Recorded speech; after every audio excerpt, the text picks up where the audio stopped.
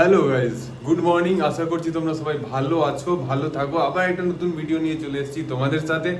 তো এখন হচ্ছে জগদ্ধাত্রী পুজো। আজকে আমি জগদ্ধাত্রী পুজো ওয়েস্ট বেঙ্গলের দুটো জায়গায় ফেমাস। সেটা হচ্ছে এক চন্দননগর, সেকেন্ড হচ্ছে কৃষ্ণনগর। তো আমি চন্দননগরটা এবার কভার করতে পারিনি। আমি আজকে যাবো হচ্ছে কৃষ্ণনগর। কৃষ্ণনগরে মালোপাড়ায় মা জলেশ্বরীর কাছে ধুনা পড়ানো হয়। এই ধুনা পড়ানো খুব ফেমাস।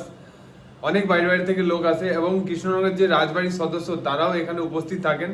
তো জানি না ওভারঅল কীরকম এক্সপিরিয়েন্স হবে। চলো যাই এবং তোমাদের সাথে পুরোটা শেয়ার করি। সো বন্ধুরা, আমি ফাইনালি পৌঁছে গেছি মা জলেশ্বরের মন্দিরের কাছে। এখান থেকে 200 মিটার ওয়াকিং ডিস্টেন্স। শুনলাম যে দুটোর থেকে ধুনো পড়ানো শুরু হবে। তো যা ক্রাউড এখানে দেখতে পাচ্ছি, জানি না ভিতরে গিয়ে কি ফুটেজ নিতে পারবো। চলো ভিতরে গিয়ে দেখি। এই হচ্ছে জলেশ্বরী মায়ের মূর্তি। ঢাকের সাজে মাকে অপরূপ সুন্দর লাগছে এবং এখন অঞ্জলির জন্যে এই ক্রাউড। এরপর হবে ধুনো পড়ানো এবং মাকে এত সুন্দর লাগছে। আপনারা জগদ্ধাত্রী পুজোতে যদি কেউ কৃষ্ণনগর আসেন, অবশ্যই মালোপাড়ায় মা জলেশ্বরীকে একবার দর্শন করে যাবেন।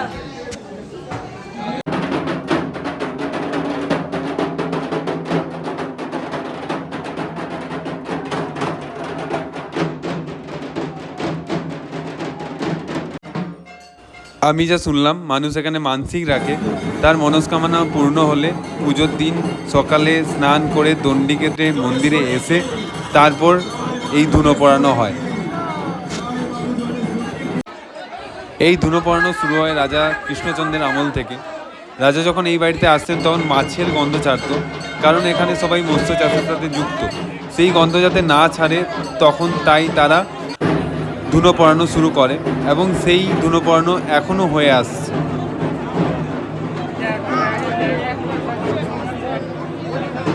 তো আমি এখন আছি এখানে মালোপাড়া ধুনো পড়ার কাছে।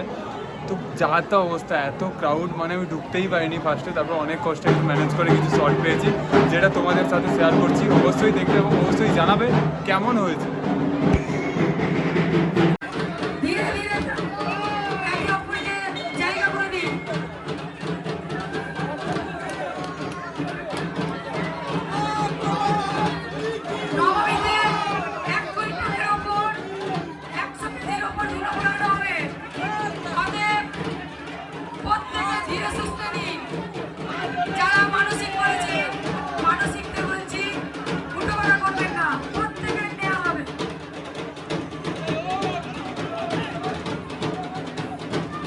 তো আমি ফাইনালি রুমে পৌঁছে গেছি পুরোদিন কৃষ্ণনগর এক্সপ্লোর করার পর। তো আজকে একটা অন্যরকম অভিজ্ঞতা হলো ধুনো পড়ানো, এবং সেটা পুরোটা আমি যতটা জানতে পেরেছি সেই হিস্ট্রি তোমাদের সাথে শেয়ার করেছি।